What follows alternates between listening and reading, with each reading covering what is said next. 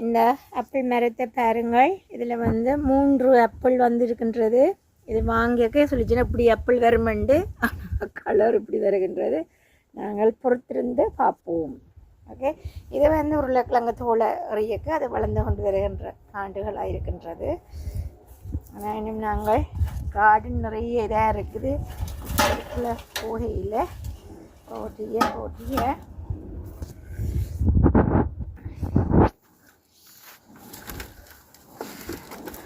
இங்கே நாங்கள் வந்தோம்னு சொன்னால் இங்கே பச்சை ஆப்பிள் மரம் நிற்கின்றது. இது பச்சை, இது வந்து பச்சை, இது வந்து சாப்பிடலாம் உப்புத்தூள் போட்டு இதுலேயும் கிடக்கின்றது. நினைக்கிறேன் இன்றையும் இருக்குமென்னு நம்புகிறேன். இதுக்குள்ளே வேற இதாக இருக்குது இன்னும் இருக்குது.